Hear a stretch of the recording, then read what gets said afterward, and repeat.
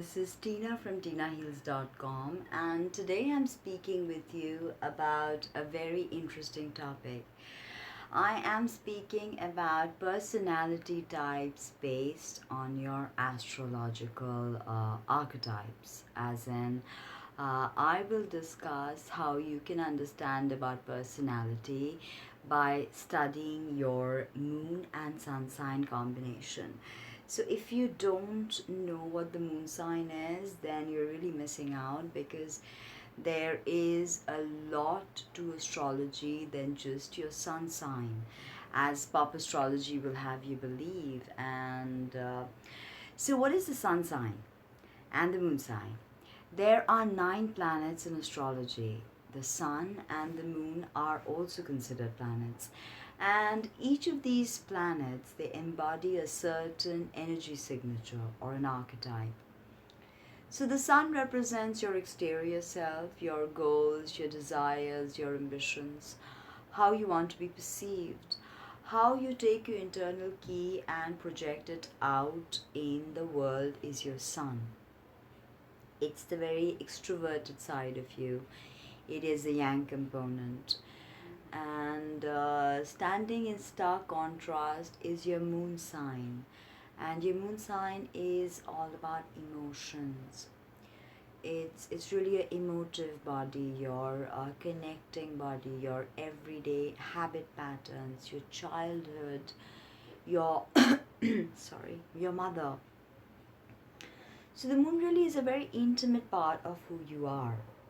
Now, if you have your moon in Gemini and your sun in Capricorn, then this is your video. So, what does it mean to have the moon in Gemini? Now, the moon is not comfortable at all in Gemini, and why is that? This is not a good placement for the moon. It's probably one of the most, except Scorpio, is probably the most problematic zone for the moon. And why is that? I told you that the moon is all about emotions and connecting. And Gemini, which is the third sign of the zodiac, ruled by Mercury, is actually all about communication and quick communication. It's an air sign, it's masculine, and it's all about quick communication. Now, when the soul comes into the samsara and through the zodiacal wheel, it understands all the archetypes and returns to source code. In Gemini, when the soul falls into Aries, it understands initiation, starting something new, beginning something new. In Taurus, it understands the earth and the physical body. Okay, and in Gemini, it's all about communication. So Gemini, for that reason, is very distracted and not into emotions, because they tend to look at the world through the filter of descriptions and analysis. This can sometimes make them very divorced from their emotional self, very segregated from how they truly feel, because they do have a problem concentrating. If you study the glyph of Gemini, it's a tremendously dualistic sign. Actually, all air signs are very dualistic, but the glyph of Gemini is really two twins, okay, facing two faces. So if you look at that obvious interpretation in the negative sense, it's about the Gemini individual having two faces, being two-faced, saying something and doing something completely different, or committing to something and then not following it through. So this is oftentimes a problem with Gemini moon, and moon is really your emotional self. It's who you are. So with the moon in Gemini, there could be this empathy problem firstly, because this is such an analytical mercurial sign, which is all about going forth and experiencing and flitting from experience to experience and adventure to adventure. This grounding is very necessary. Otherwise, you may, be all over the place and have no focus or no concentration. So Geminis can be great writers, great communicators, actually, great content creators, great communicators, great teachers also to a certain degree, if they concentrate long enough. Okay, if they just bring their focus, because having this their minds in so many places, it can be very distracting to really sit down and concentrate and look at little detailing. That's what Gemini moon needs to really understand: detailing and emotions. Now, oftentimes Geminis may not be reliable, because it's not that they are bad people or they don't want to be reliable. It's just that they have so many places to go and so many places to be and so much to experience and then communicate and truly understand the mechanism of life, that they don't really pay that much attention to emotions. So that's why the moon is not comfortable in Gemini. Now, you have your sun in Capricorn, and the sun is, remember how you want to be perceived. It's how you project your internal key, your father. So, okay, but with the moon in Gemini, you may have traveled a lot in your childhood. It's, after all, quick, short distance travels and neighborhoods. You may be deeply entwined with your neighborhood, having a Gemini moon, participating regularly, or in events or in community gatherings. Now, sun in Capricorn. Capricorn is the 10th sign of the zodiac.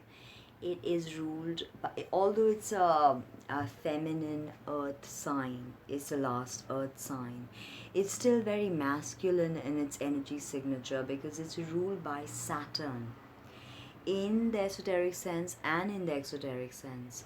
So Capricorn is completely Saturnian. And what is Saturn all about?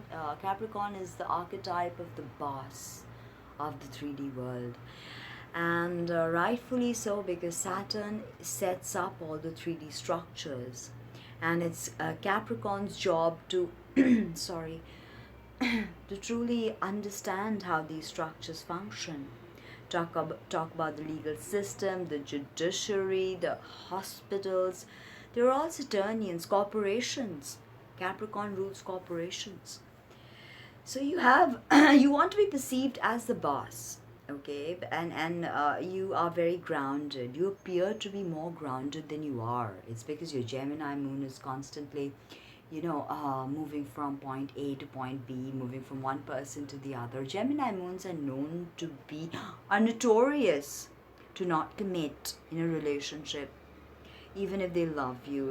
It's just that, and oftentimes, I regret to say this, in my experience, they cheat, because they again can't bring their focus to one point and really concentrate on the now. I think this is a huge soul lesson for Gemini moons. But hopefully, with the Capricorn sun and with the grounding energy of the earth and Saturn, you may have that grounding and you may be very mature. You may be perceived as more mature than you truly are. And you can be a corporate boss, and you can be great at communicating things and executing things in the corporate world. Gemini will give you the communicative skills necessary, and Capricorn sun will give you that corporate boss energy signature. So with Capricorn sun, again, there is this situation of not tapping into your emotions. Saturn is cold, doesn't do well with emotions.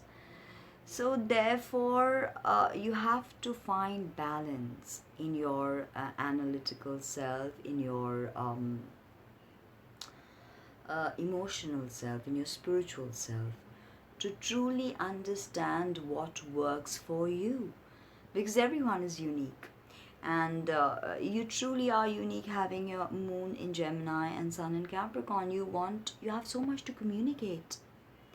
And if you use the sturdy, robust, determined energy of Capricorn, then you will succeed. But remember, Capricorn can be selfish. So can Gemini. Capricorn can be cold and attached, too preoccupied with the material world. Remember the card devil in the tarot. That symbolizes Capricorn. So find balance, communicate whatever you want to communicate, and be a boss. That's what you're meant to be. You are the boss. You're Capricorn sun. At least you want to be perceived as the boss. So tell me how, whether you like this video or not. And check out my body of work at www.tinaheals.com. Like, comment, subscribe. It means the world to me. And see you soon. Bye.